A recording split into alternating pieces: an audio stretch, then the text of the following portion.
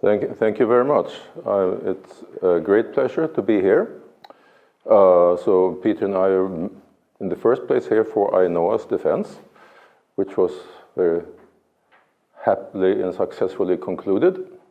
And now as a little bit of dessert for us, there are two talks or symposium. So this talk, hello, will be about conceptual engineering and its relation to issues in communication and particularly communicative success. So since the dissertation was largely about communication and communicative success, I thought this would be a suitable talk to give here. I have given it once before in a workshop on conceptual engineering. I think they didn't like it very much. But you might understand why. Much of it is a critical examination of views by Hermann Kappeler. So, first, what is conceptual engineering? And these things I had to skip. I skipped when I gave it the first time because everyone knew everything. They knew more than me about this. But I will not take that for granted here, even if it's true. So, conceptual engineering has been characterized as the process of assessing and improving our representational devices. And this is taken from a book by Hermann Kappeler from 2018. I will be quoting from that a fair bit. Other terms have been used with similar meaning are conceptual ethics, conceptual revision, or conceptual amelioration. And this is taken from the introduction to a collection edited by Kappeler and David Plunkett in 2020. So among these four terms, then three strongly indicate a process of change in terms of representational or conceptual content. And that is what will interest me in this talk. So I will be interested in the difference across time between a prior pre-modified or pre-engineered state and the posterior or post-engineered state. I will not be concerned with the issue of whether or not there is or believed to be improvement or amelioration. But what motivates work in this area of philosophy is the desire to replace a concept that is perceived as flawed in some respect with a concept that is improved in that same respect. So the flaw may be of a social political nature or a logical nature, metaphysical nature, or yet something else. And the new or updated concept will be seen as improved and will perhaps also in some cases be improved. This aspect will not be a primary interest here. I will be interested in the difference itself, irrespective of the merits or flaws of these concepts. So a subject of concern in the area is a risk of what is called a change of subject or a change of topic. This means roughly that instead of talking about the same subject matter in an improved way after the revision, the effect of the revision is that the user of the new improved, possibly improved concept ends up talking about a different subject matter. Since the goal is to talk about the same thing in a better way, ending up talking about something else does count as a failure. So this worry was voiced already by Sally Haslanger in her classic 2000 paper, Gender and Race, What Are They? What Do We Want Them to Be? So in this paper, Haslanger is concerned with the social reality of gender and perceives subordination of women to men to be the most central feature of the concept woman. Biological features are relevant in relation to the gender roles and as markers of belonging to gender. And here is the redefinition of the word, the noun woman, that Haslanger proposes. So S is a woman if and only if. So I'll read this to you, bear with me. 1. S is regularly and for the most part observed or imagined to have certain bodily features presumed to be evidence of a female's biological role in reproduction. 2. That S has these features marks S within the dominant ideology of S's society as someone who ought to occupy certain kinds of social position that are in fact subordinate and so motivates and justifies S's occupying such a position.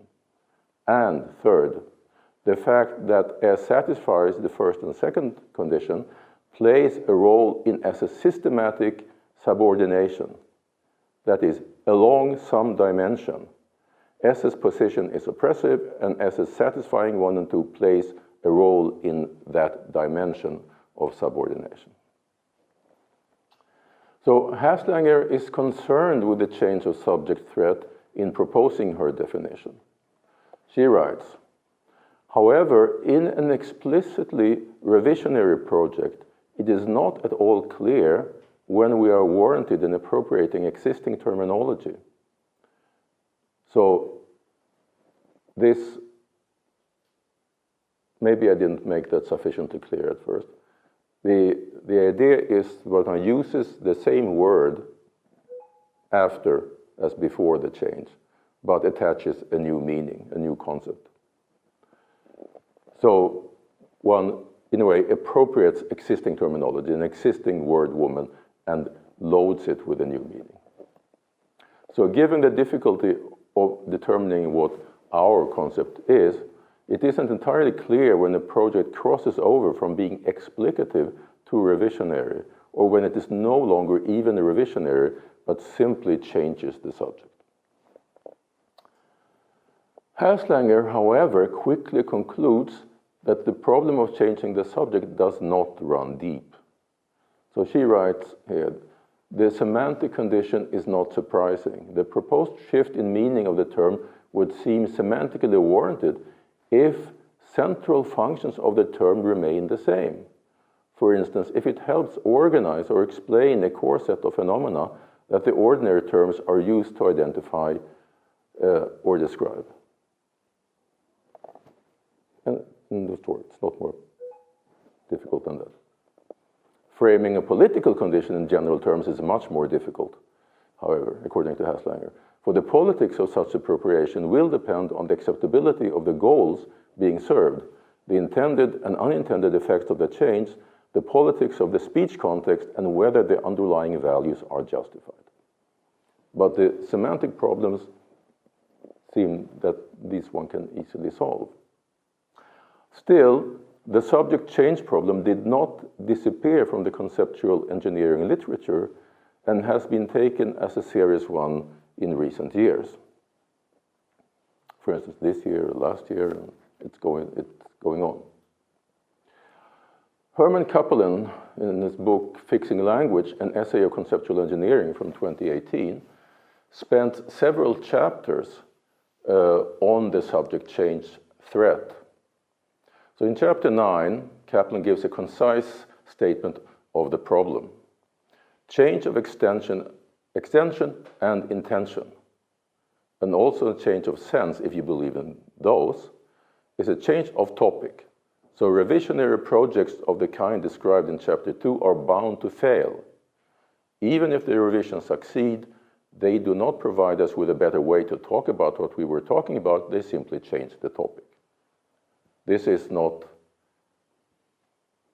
the view of what happens, but it's the presentation of the problem or risk. But on the following pages, then Kappelin gives a similarly concise statement of his solution. So here in super brief form is my reply to the change of topic objection. Topics are more coarse-grained than extensions and intentions. And so expressions that differ with respect to intentions and intentions can be about the same topic.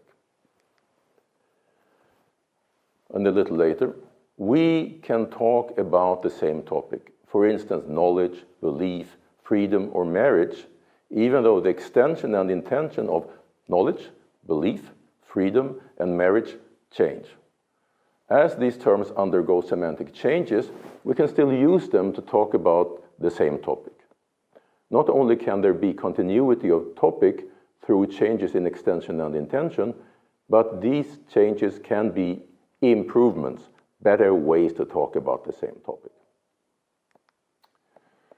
So Kaplan does provide two types of arguments for his view, dug up at least one of them from earlier work of his own. One type of argument appeals to speech reports. So the idea here is that two speakers, X and Y, can be reported to have said the same thing by using the same sentence, despite the fact that the sentence contains context-sensitive expression and that X and Y spoke in relevantly different contexts.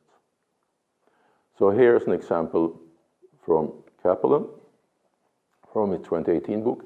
Serena is really smart, is the sentence. And smart has a different extension in speaker X's context from what it has in speaker Y's context. Nevertheless, they can, according to Kaplan, be reported as having said the same thing, that Serena is really smart.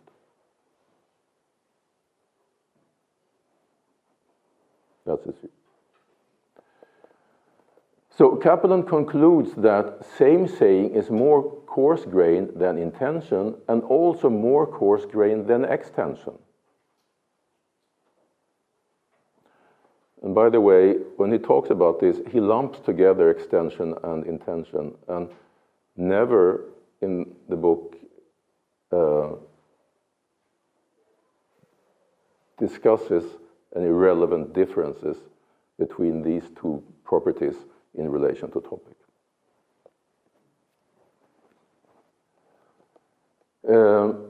So he infers that sameness of topic is also more coarse-grained than intention and extension. For instance, X and Y talked about the same topic, Serena's smartness.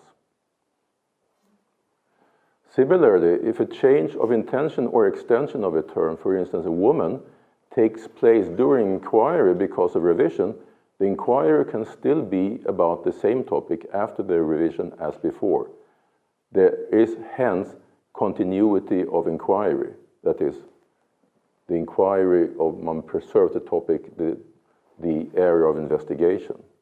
So I shall come back to that view. So here I will talk about three things, two of which are explicitly discussed by Kaplan, and the third one not so much, but partly by others, and partly a lot in other contexts. So according to Kaplan, there is a connection between continuity of inquiry and the truth of indirect reports. So if there is continuity in inquiry between a pre-revision state concerning a particular term and the post-revision state, then the inquirer is still speaking about the same topic after the revision as before. This is more or less a definition. This is true by definition. So if there is continuity, then the inquirer X should be able to use a critical term, for instance, woman, in reporting truly a belief about women to X or to fellow inquirer Y that they had before the revision. And this is a substantial claim. But I agree with Kaplan on this point. I take this to be correct, but true. I also think the converse is true. That is, if Y, after revision of the term, can provide a true belief report to X or to Y by using the term, then there also is continuity of inquiry. Then comes the topic of communication. So communication and indirect reports. So suppose that X makes an assertion to Y by using a sentence, B is F. And suppose that communication in this case is successful, and Y can then be credited with understanding X or understanding what X said. Then it should also be the case that Y can report X as having said that B is F. That is, the report by Y by means of the sentence X said that B is F would be true. And without success, that would not be guaranteed. I have argued that in a couple of papers, and this is also a view shared with David Chalmers. This is one of his papers on belief reports, 2011. The converse is a little trickier in this case. So suppose that Y can make a true belief report by means of X said that B is F. It does not follow that X speaks the same language as Y, and so it does not follow that communication would succeed if Y were using B is F to communicate, the sentence B is F to communicate with X. X must somehow say something that expressed a proposition similar enough to what Y expressed by means of 2. But this might be in a language Y does not speak, or in a similar language but with other terms. So the converse is a little more complicated.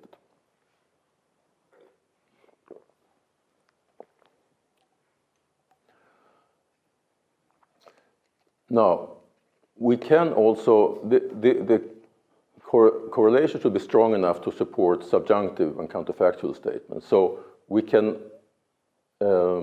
make the subjunctive statement that if X were to understand what Y said by means of 3, that is, X said that B is F, then communication between them by means of 2 would also succeed, barring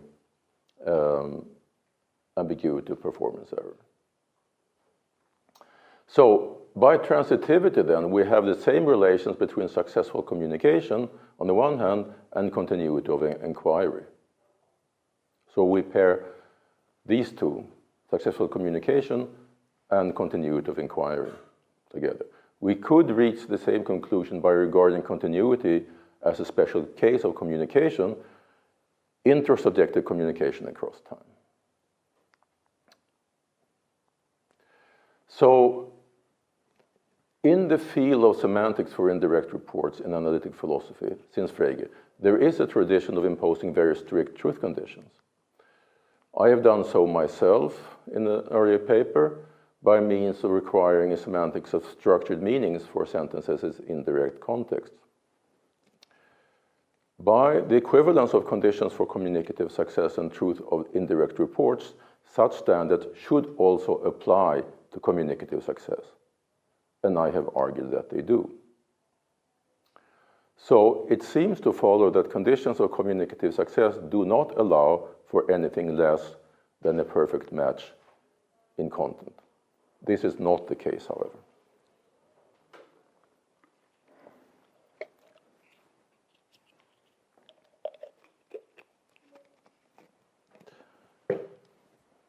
So I have argued that the conditions are more lax in that respect, and that they allow for some differences in intention or conceptual content. So we saw above that Kaplan holds that communication can succeed despite the fact that speaker and hearer associate different intentions with a particular word, such as woman, used in the communication. Similarly, there can be continuity in inquiry and truth of belief reports despite such difference in intention. And with this, I agree. So, Two speakers can associate different concepts with the same term. Such differences can be small. That's the main point here. The differences can be so small that in most ordinary contexts of communication, they do not provide an obstacle to success. To take an example, I've used this kind of example in earlier papers. So both small differences between speaker Woody and speaker Wendy as regards the concept of a tree need intuitively not hinder success of communication with sentences such as John has 5 trees in his garden. Suppose Woody requires for something to be a tree, it must have a woody tissue, while Wendy does not. Their tree concepts differ, and suppose this is the only difference. Suppose further that in fact all things that actually fall under Wendy's tree concept, at least locally, that is on Earth, have woody tissue. Then the actual extension of their respective concepts will be the same. This guarantees that when Woody says to Wendy, John has 5 trees in his garden, the Woody proposition and the Wendy proposition has the same truth value, provided there are no further differences between them with respect to other words in the sentence. And such differences do occur. This is not a fantasy. And to follow up on this example, there was a difference, I think I looked this up in 2012, between the Wikipedia entry for tree and the Wikipedia entry for giant horsetail. So according to the latter, giant horsetail, a plant that existed on Earth about 350 million years ago, was a tree, because it was a plant big as a tree, of tree size, like 5, 6, 7, 8 meters high, or more. According to the former, it was not. The reason being that it did not have a woody tissue, even though being a plant of the normal size of a tree. But since no such plants exist today, all plants of normal tree size are trees by the standards of the tree entry.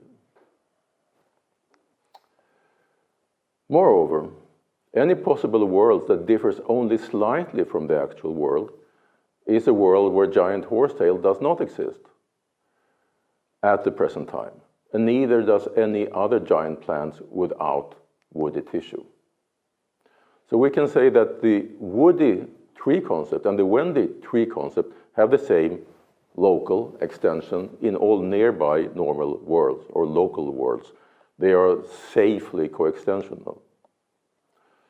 We can see this as a sufficient condition for communicative success, that concepts agree in the normal worlds, that those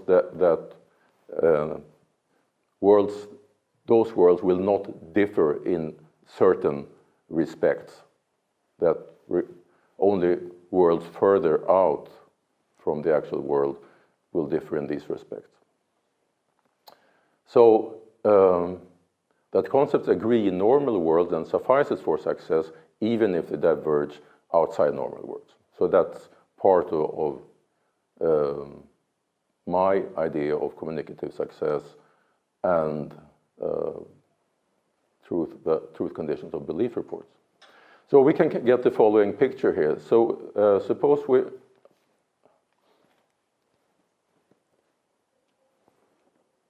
that doesn't.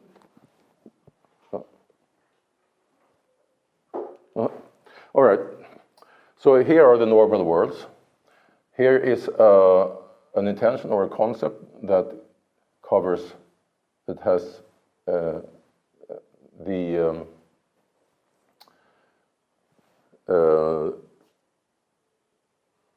that represents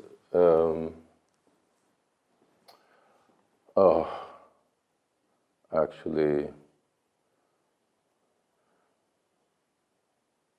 this does not make much sense. I'm sorry. this was originally meant to illustrate the special case of propositions, and these are the worlds where the propositions are true. We have the vertical proposition here, and these are the worlds where that is true, and the horizontal propositions here, and these are the worlds where that is true. One can't illustrate it the same way if you take like an ordinary concept, not a proposition. Sorry, I didn't think of that this morning when I changed it. So, but this illustrates the idea for propositions that there is agreement between them within the domain of normal worlds, even if they disagree outside. And the idea is that, well, if they coincide in the normal world, have the same extension in the normal world, and for proposition that means sameness of truth value, then that is sufficient for communicative success as far as the contribution of that particular item goes. So this is illustrated in the case of proposition. So we are then treating the conditions for communicative success as parallel to the truth conditions of indirect reports. So we require the truth conditions of indirect reports to be strict, with close similarity not only between propositions but also between structured meanings. This will allow two structured meanings to have the same amount of two structured meanings having the same structure, and each elementary element in this structure in the one agreeing in normal worlds with the corresponding elementary element in the other structured meanings. So if that condition is met, then they are similar enough for communicative success, for instance. So with respect to example 4, for communicative success, it is required that Woody and Wendy have similar concepts of John, of what it is to be a garden, of spatial containment, for of ownership, or other salient relation for his, and especially for 3. So note here that it is required that the domain of normal world does not vary between contexts or depend on the choice of vocabulary. So exactly what to count as normal is up to our intuitions, but it's essential that it remains fixed. And if it is fixed, then the present relation of content similarity is an equivalence relation, since sameness of extension in normal worlds is an equivalent relation. If transitivity were to fail, then we could have the following situation, that one only requires some small distance, talk about similarity in terms of small differences without being more specific. We could have the difference between F and G small enough for success, likewise the difference between G and H, but not necessarily between concepts F and H. It's a failure of transitivity. What would be the consequence of that? So in the case of transitivity failure, we would eventually end up in a truth value difference. That is, we can have a chain of communication events between x and x1, x1 and x2, x2, blah, blah, blah, up to xn and y, such that the following holds. The truth value of the proposition, or the x proposition determined by structured meaning of x, differs from the truth value of the proposition determined by the structured meaning of y. There must then be a change of truth value somewhere in this change of communication. If there is a difference between the first and the last link, then there must be also, it must have happened somewhere along the way. So it must have happened at least in one of the elementary steps.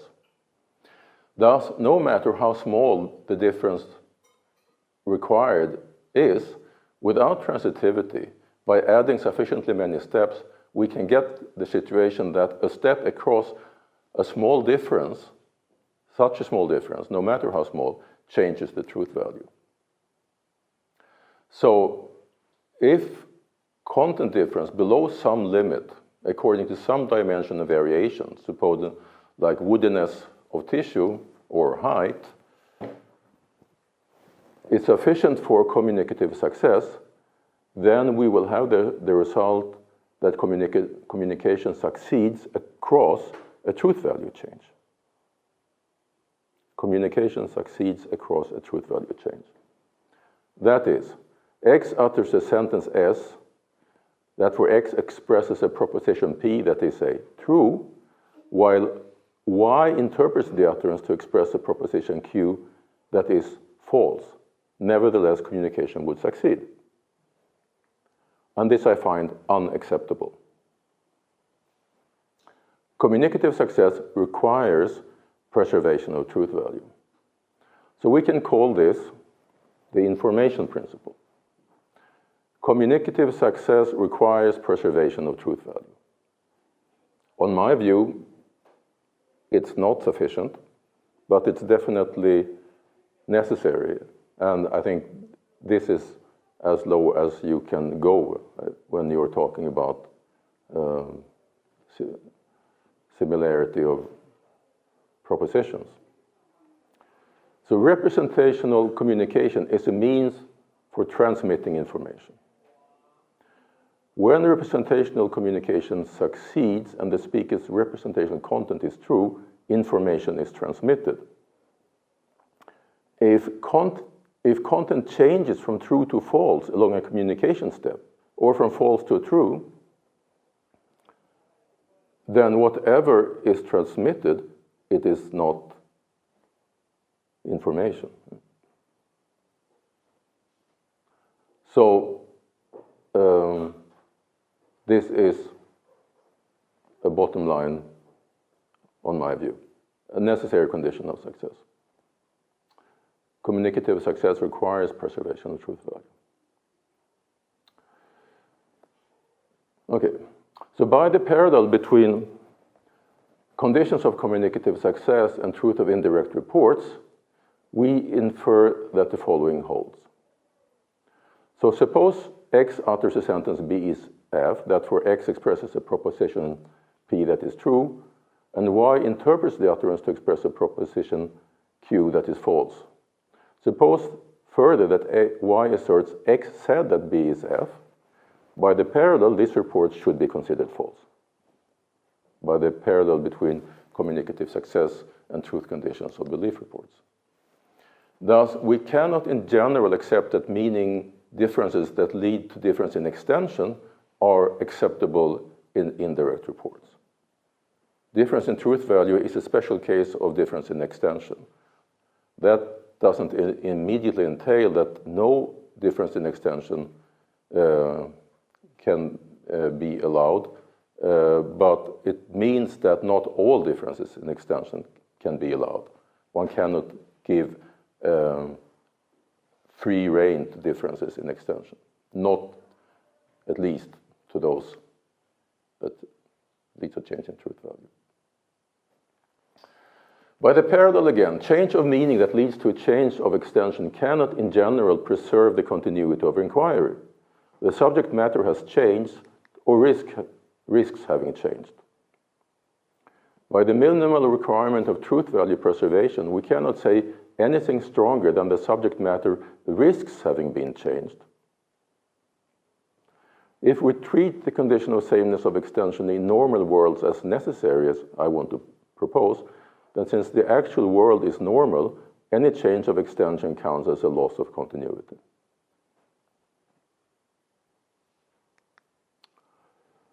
Now, to get back to Kaplan.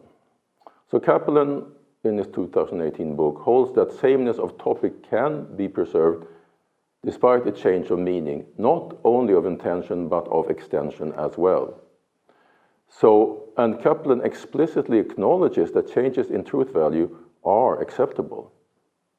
Concerning speech reports, he says, considers pretty much the same situation. This is what it says. So in context C, X utters B is F, thereby expressing a proposition P that is true. Later in context C prime, after revision of the predicate F, the sentence X6 expresses a different proposition P star, which is false. Nevertheless, according to Kaplan, if Y in C prime utters X said that B is F, this report can be true, according to Kaplan, not according to me. Thus, according to Kaplan, reporting X as having asserted the proposition that is false can be true, despite the fact that what X asserted was true. And according to Kaplan, this is because, quote, indirect reports don't require that the complement clause is identical to the semantic value of the reported utterance, end of quote. That this much is true, we have already agreed. I don't require that either. Our model of content similarity allows that the structured meanings as well as the proposition determined by them for the embedded sentence differ between X and Y. Differences in truth value goes beyond this. A change of actual truth value is a change in one of the normal worlds, namely the actual worlds. Kaplan acknowledges that the view is controversial, but thinks of it as a feature of his theory, not as a bug. So this view is backed up by appeal to what Kaplan calls content relativism, and the view is spelled out in an earlier paper from 2008. So the basic idea is that the content of an utterance by speaker X in context C is relative to the various contexts of interpretation. So relative to interpreter Y in context C prime, the content of X's utterance may be different from what it is relative to an interpreter Z in context C double prime. And both may be different from what it is relative to the interpretation of X in context C.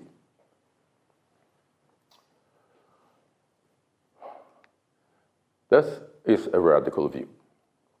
An objection to it from a paper by Andy Egan, John Hawthorne, and Brian Weatherson in 2005 is that such a view is hard to reconcile with standard view about assertion, thus echoing an earlier objection to such views from Gareth Evans. For instance, the speaker may want to add the proposition asserted to the stock of conversational propositions in accordance with the count of assertion and conversation in Stolnaker, 1978. And Kaplan responds to this by offering several suggestions. One of them is that the proposition expressed relative to the context C double prime of interpretation by Z is the proposition added to the stock of conversational propositions in C double prime, etc. So there are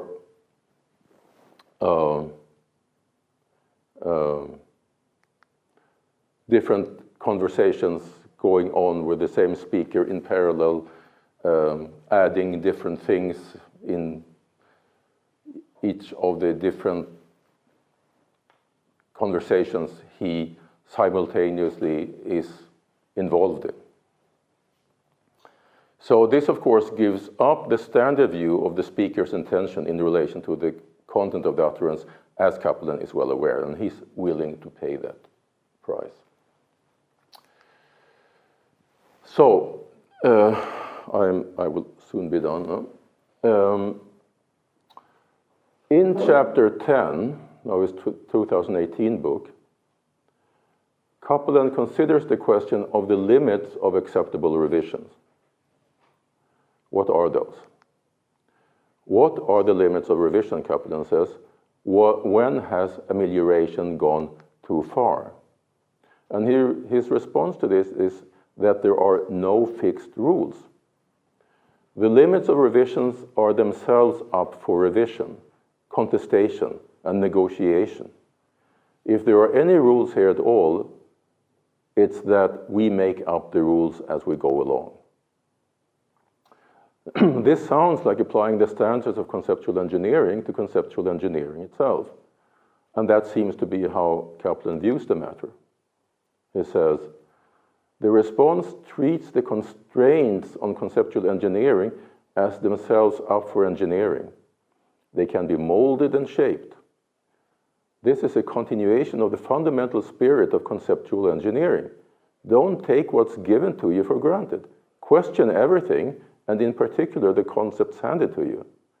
That kind of critical and questioning spirit is naturally applied to the constraints on sameness of topic. This view has consequences for debating conceptual engineering.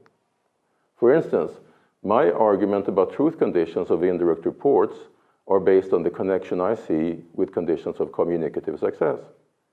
And a possible response to this argument is to change the meaning of believes that, or said that, or so that the connection ceases to obtain. Allowing this kind of response, therefore, undermines the basis of rational debate. You can just make some changes that makes the objection invalid, claim that you haven't changed the topic, and you win the argument. Again, allowing this kind of response is allowing what Kaplan himself calls exploiters. Exploiters are conceptual engineers who exploit lexical effects. That is, the effect of using the same term across in different contexts. There were the effects that depend on what the previous meaning, without an effort to make the case that the revision is topic preserving. So according to Kaplan himself, exploiters undermine rational discourse by encouraging verbal disputes, and in so doing, undermine continuity of inquiry. And then he contributes this sentence.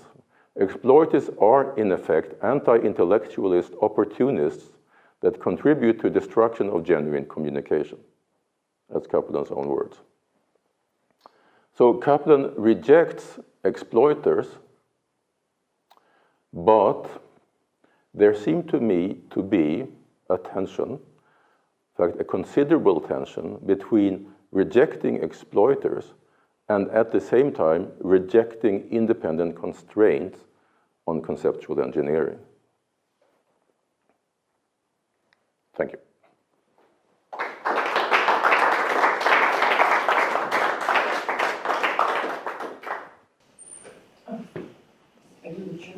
Sure.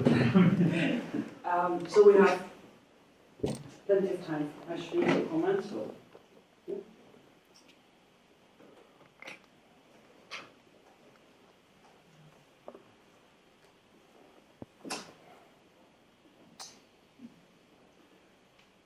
Okay.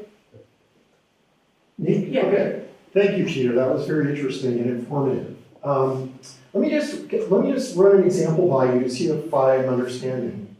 So let's go back to the Woody and Wendy example involving the tree.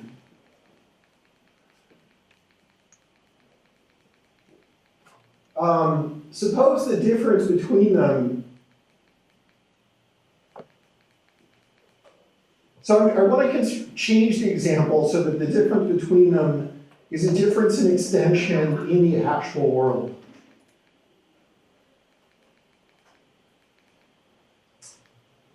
All right, so suppose there's a certain kind of small bush-like plant that Woody would say is not a tree, but Wendy would say is a tree. And those exist in the actual world. So it falls in the extension of Woody's concept. Sorry, it does not fall in the extension of Woody's concept, but it does fall in the extension of Wendy's concept. Okay? But I think the claim was Woody has 5 trees in his backyard, something like that. John has 5 trees in his backyard. None of those trees are this. None of those are. This bush is not one of those. It's not in John's backyard. Okay, so that it's sort of irrelevant to whether this bush is not there in John's backyard, so it's not going to be one of the plants that makes it true or false that there are 5 trees in John's backyard. Okay, so there's a difference in extension for Woody and Wendy, but it's sort of irrelevant to the claim that they are, to the claim maybe that Woody makes.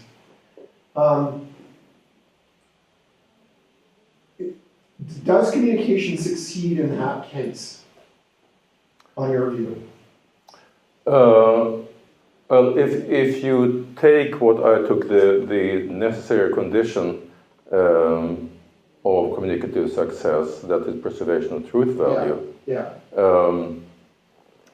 then I would say that condition is met because the truth value is the same, right? But according to what I propose, they are using concepts and thereby propositions that are relevantly different, so that there will be other sentences that are similarly everyday where the truth value would differ.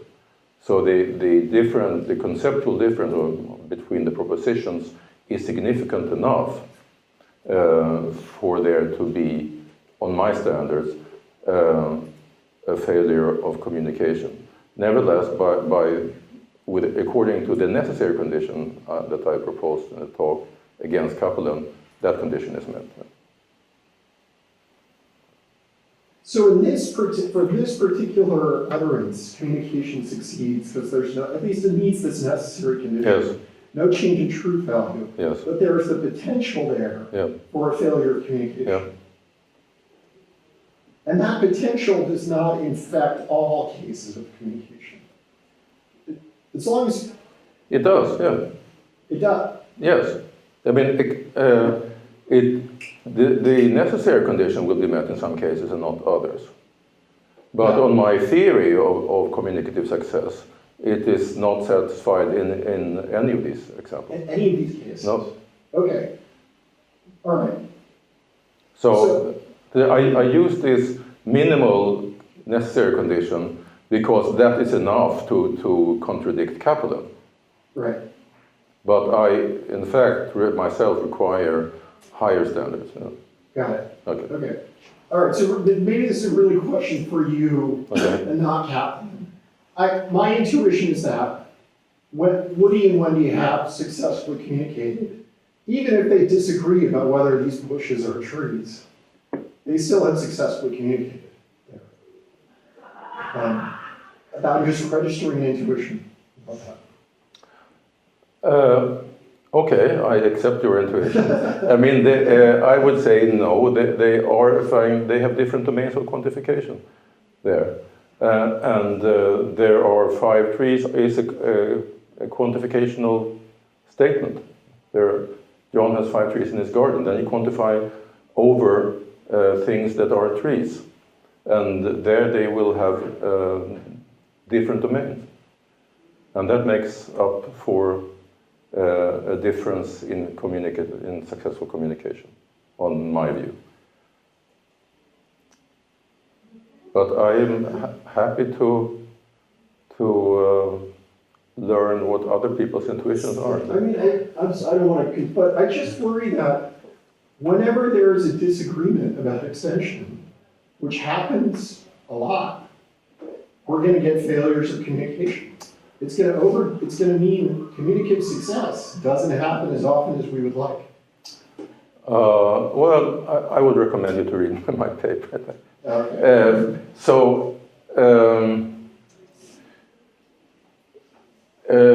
This is the paper on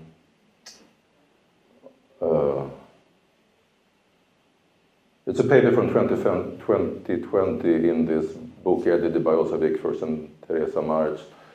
And this is about communicative success with general terms. And there, yes, I take the view there that with respect to what is semantically expressed, yes, there will be often communicative failure. And so, for instance, if I'm allowed to take another example that I've used a lot. So, is the hand something that is part of the arm, or is it something that is attached to the arm? Attached. Attached? Do you agree?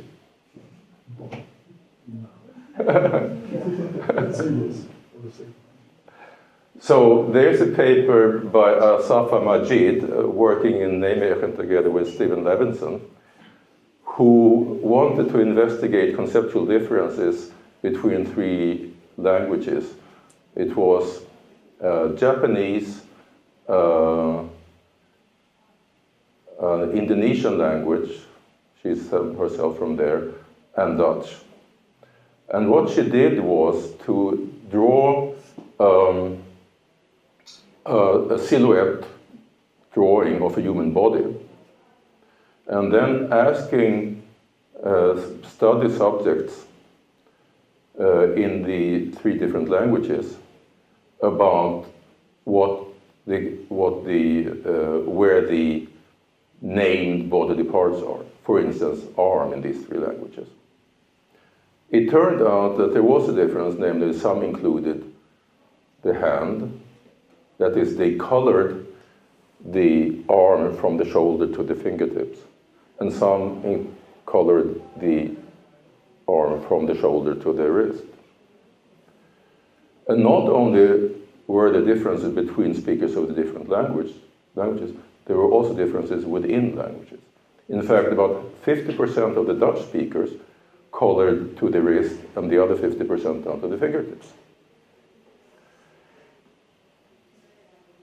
So, clearly, half of the Dutch people did not have the same concept of an arm as the rest of the speakers of Dutch. They differ there.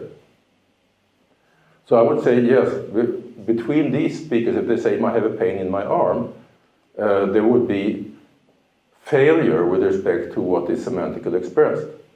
Yet, that would not show up in normal conversational contexts. Because when there are such differences, we tend to use the more informative term. So if I have a pain in my hand, and I want to report that to you, I would say I have a pain in my hand. I wouldn't say I have a pain in my arm.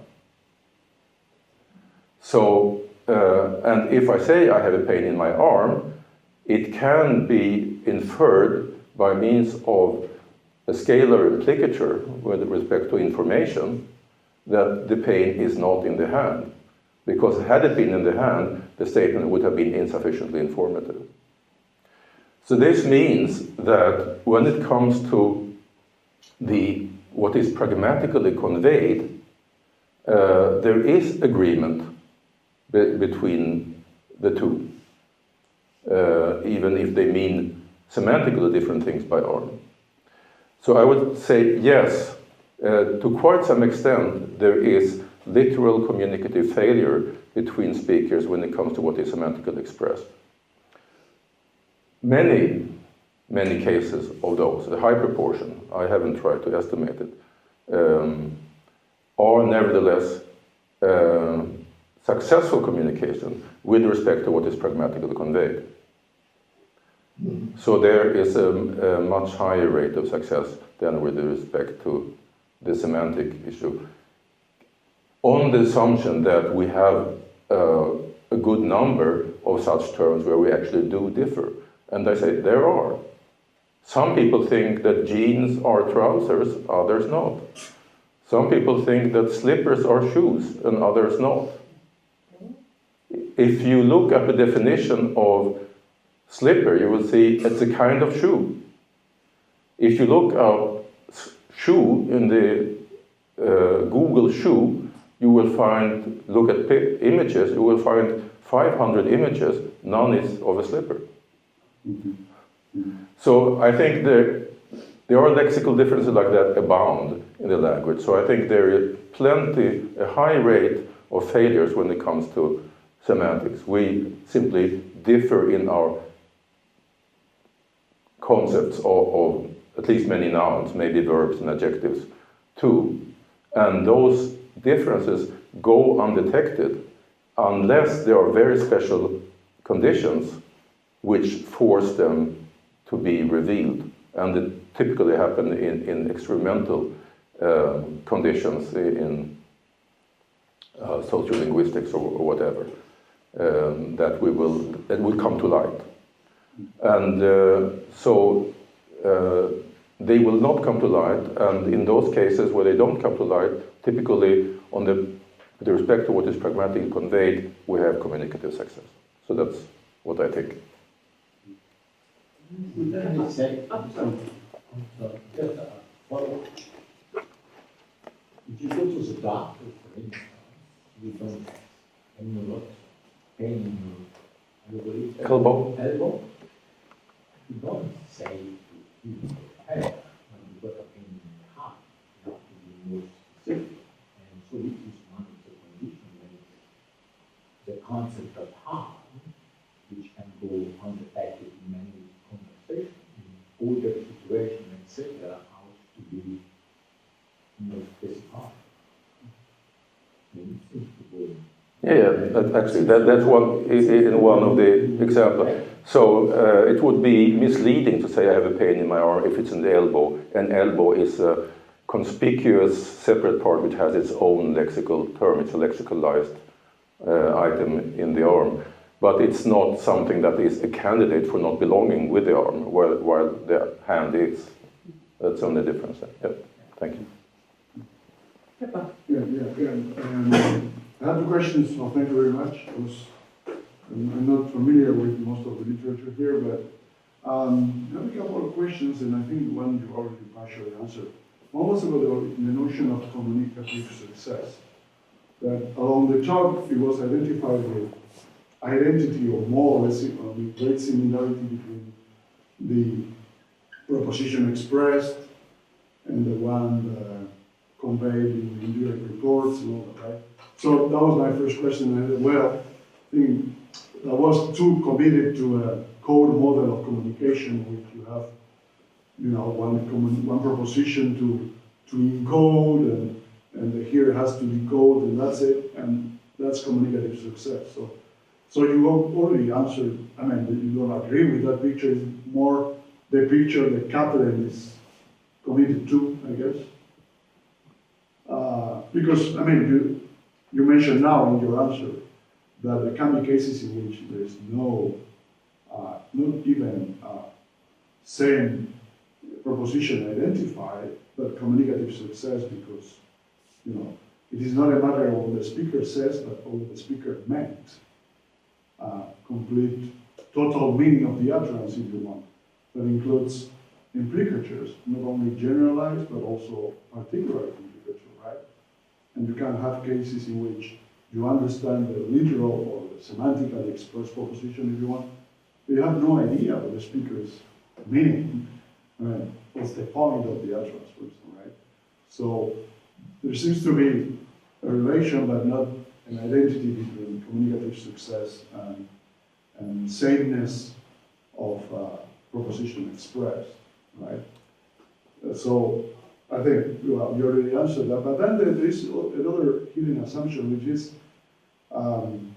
criteria of same saying relying on criteria of indirect reports, or an appropriate or aptness of speech reports in which, intuition are even more diverse. I mean, you can have the speaker's point of view, you can have time considerations seem to be relevant, whether you are attributing the concept at the time of the utterance and in the context of the speaker, or you are using your revised concept in the report. All that seems to get blurred when you say, well, as long as one can say, said that, and repeat the sentence. You are saying, this seems to be too weak. So I totally agree, it's too weak. Absolutely, it's too weak, yes. Confidence, I mean, that's, Yeah. say that and that's it, or do you agree? No. Well, I totally agree it's too weak. And maybe to make one thing a little clearer, which is typically not clear in the literature, or not always clear in the literature on belief reports, is that when I say such a thing as X believes that John has 5 trees in his garden. So this is true if the proposition I express by means of the sentence John has 5 trees in his garden is sufficiently similar to a proposition that X in fact believes, however he would want to express it.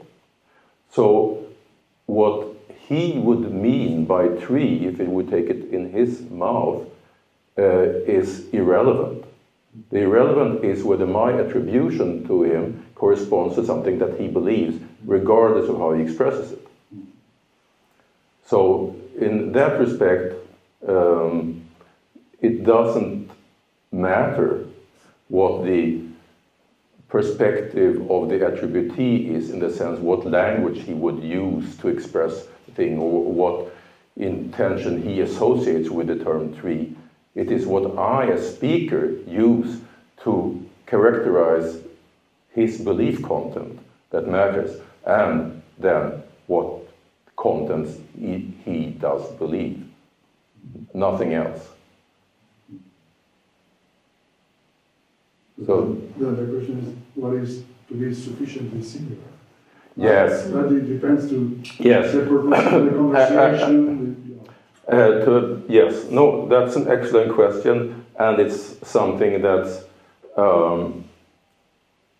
not easily answered, and which I can, standing here now in front of you, only answer by a little bit of hand waving and say, yeah, if you take small differences, like a difference where you went to the loo just before and came in late, or Eros tripped over the threshold and hurt his elbow on coming into this room, something like that. These are alternative worlds that are close enough.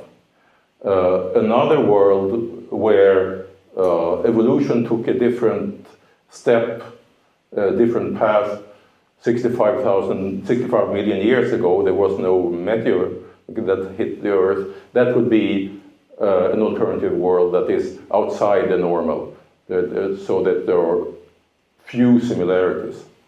So it's the same, in the same family of notions as safety, for instance, when I talk about knowledge. Well, it's the same, it would be the same in close, nearby world or local world.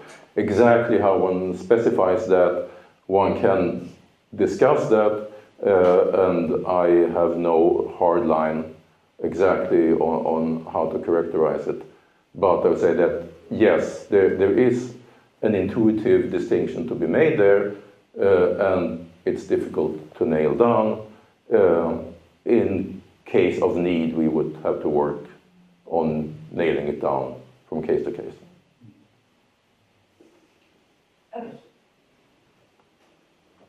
Very general. I enjoy your talk. Thank you. So, and I didn't read Kaplan books you mentioned, but the impression I got now is what is still linked, Kaplan, to what François Recanati was calling crazy minimalism. When it comes to same, indeed same. Is my impression true? Yeah, sure. I mean, the starting point of Kaplan's attack and Kaplan and Laporte's attack on contextualism come from Kaplan's years at Berkeley. And I guess, well, I mean, he was a little before you, but Recanati came there to Berkeley and presented his contextualist views, and Herman reacted strongly. That defined his career to this kind of contextualism.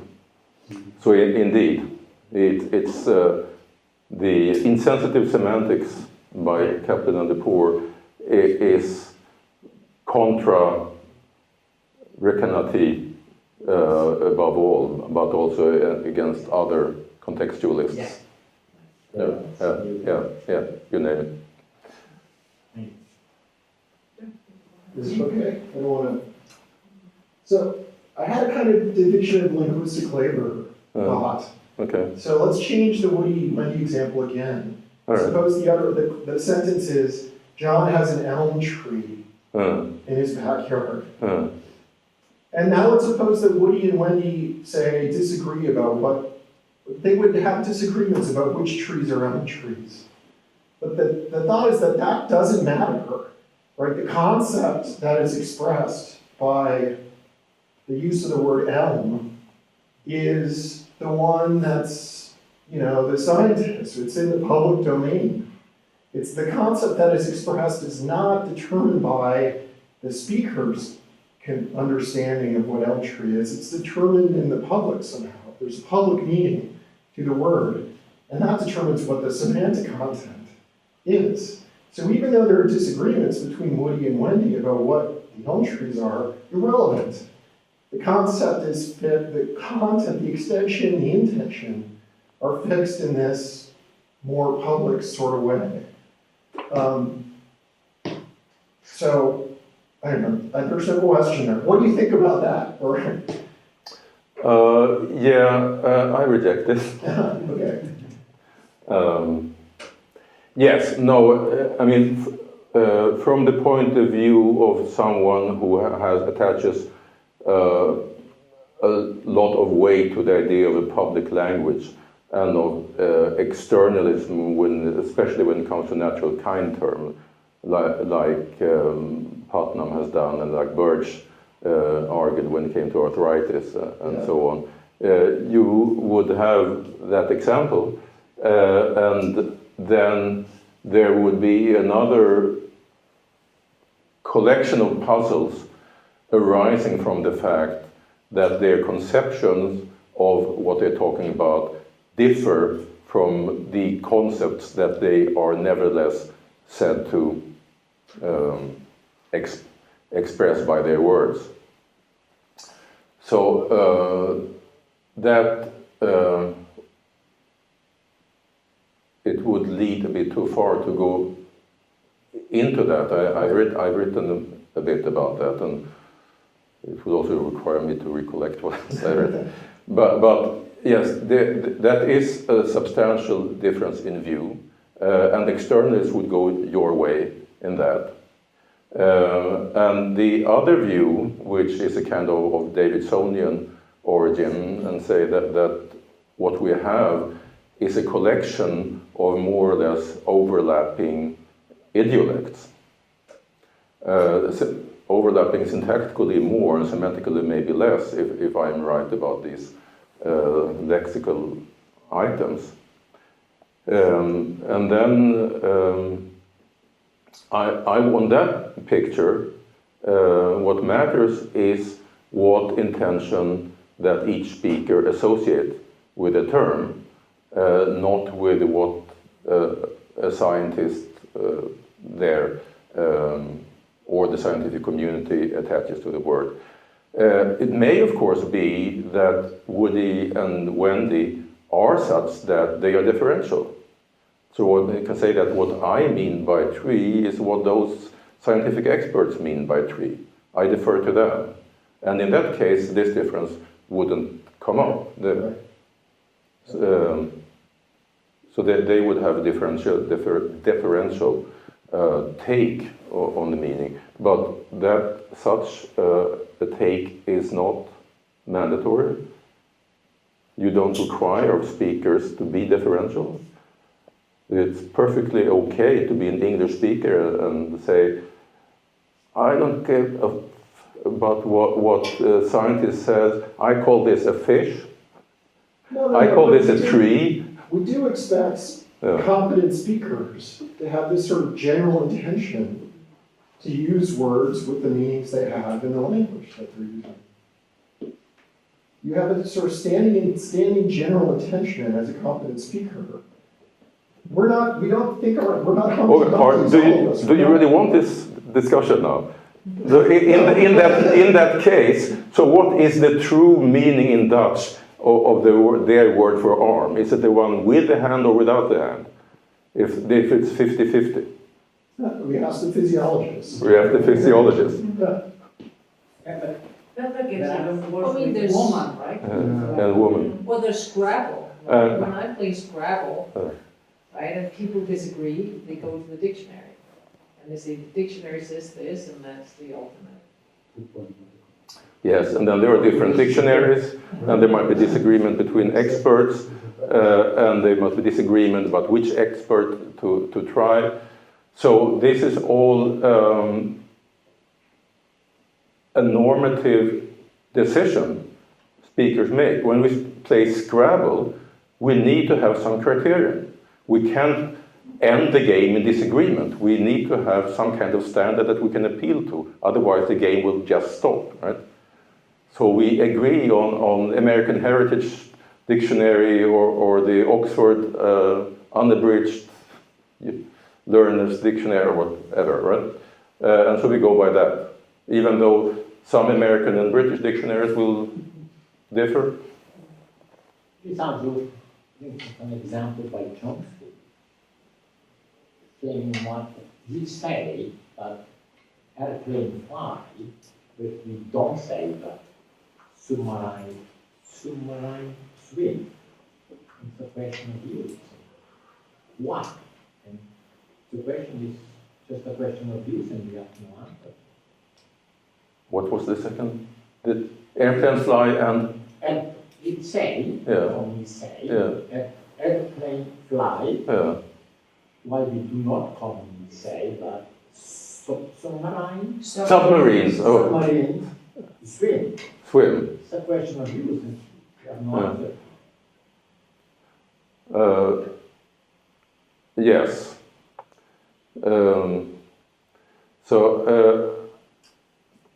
I mean, it's a perfectly reasonable stance to take that the meaning of a word in a language is decided by the elite users, experts in such and such a field. But it's not something that you automatically get to by reflecting on what linguistic meaning is. So, what is, for instance, spring? Do you have a view of what spring is? The season? The season? Yeah. Okay. When exactly does spring start? Yeah. And when does it end? Yeah. Yeah, I mean, the meteorologists will say, we'll read in the newspaper, today is the first day of spring. No, they will not. They do in Minnesota. No, no. Well, not the Swedish meteorologists. They can't, according to Swedish standards at least, and I assume they are internationally agreed on, they can't say when spring started except in retrospect, because there need to have been like 10 days where the average temperature does not go over the 24 hours, does not go below zero during the first 6 months of the year. If that has happened, then the first day of that was the first spring day. So you can't say today is the first spring day. Yeah. That's impossible. Well, Americans do it all the time. Yeah. Yeah. So does that mean that we are just wrong in how we are using the term? We should defer to the meteorologists. They have decided to give a technical meaning to certain terms. Are we required to follow that? It's up for discussion, but I would say that whatever we do, it's a normative stance that we take. It's not nothing that we can reason to from non-normative premises.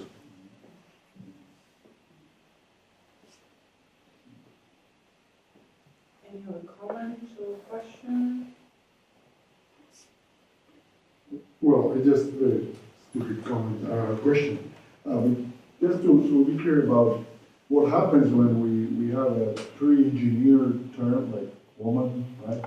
And now we have another term, post-engineered. So what happens with this indirect reports, like Aristotle said that women are or inferior, whatever. So which are the positions? I mean, for me, it's a true, I mean, it's a correct indirect report. Of course, the concept he used, the concept we have are different. Somehow can understand what Aristotle said and recognize his goals. There is no change in topic, even if the extensions and intention of the word women probably are different from Aristotle and us. So, I mean, they seem like quite brute facts to me, like common sense. Now, looking at these discussions, I think that things are not so easy, right? No, things are not easy. And I mean, no serious historian would accept taking Haslanger's proposal and use it in history philosophy with attributions to Aristotle, right? Nevertheless, there are issues how to interpret a term like, what is it, genius or something, right? In Greek. Is it translatable to established usage of woman? There are lots of things we would have to the concept of woman, taking, for instance, into account advancement in anatomy and physiology and genetics of modern science. That we know more about what is typical of women than Aristotle did. So, and then a serious historian would say, this is how we translate Aristotle's utterance here. Women are, let's say, inferior. But then we assume that he did not make any of the following 73 distinctions, and so on, and he meant something that we today considered false, blah, blah, blah, that one can be a woman even without having some typical attributes, or with untypical attributes. So it's a complicated question, but I mean, no one serious historian would take a concept like Haslanger's and do history philosophy. I assume, I hope. Yes. Okay. Thank you for the talk. My question is about the information principle. So, if I understood well, the idea is that communicative success requires information preservation. No? And in a moment I understood that if there is a difference, that in one case P is true and the other person gets Q and it's false, you wouldn't call it successful information, and said, for you that is not information. What is not information there? P is not information, Q is not information. I understood that both are not information, but then, if neither of those are information, what is happening? I mean, how can the hearer say, no, you are wrong?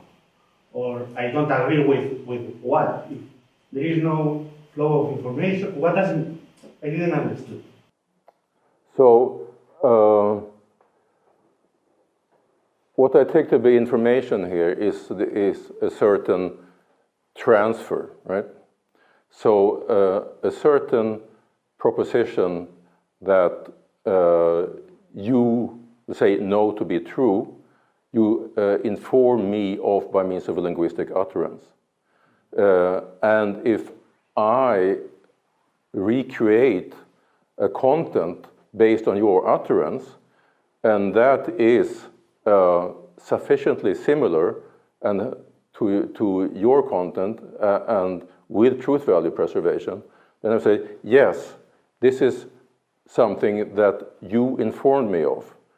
The Q is information about something that where your utterance is part of the information chain for me. So one can't say that in this case P is or isn't information, because we can't abstract that away from considering chains of transmission or chains of process of information, whether it may be based on perception or other linguistic exchanges. So, and in case there is a difference in truth value, if it changes from true to false, then say, no, there isn't information because Q's belief is false, so it's not information at all if it's a false proposition.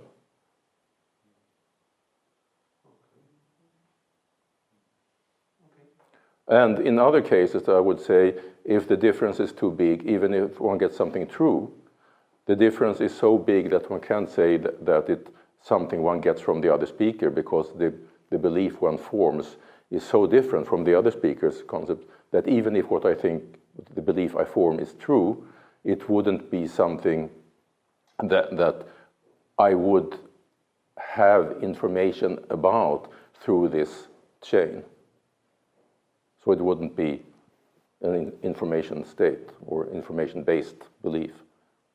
Does that answer your question? More or less, yeah. More or less. Well, if there is something remaining. No, because I don't have a very clear idea, about my question. So. Okay. But the crucial idea is to think of information as a relation between a content and what it is, the belief in it is based on. Right? Okay, so I think we could leave it here. We have 5 minutes until the next call. Maybe we can take a short break. Thank you very much. Thank you.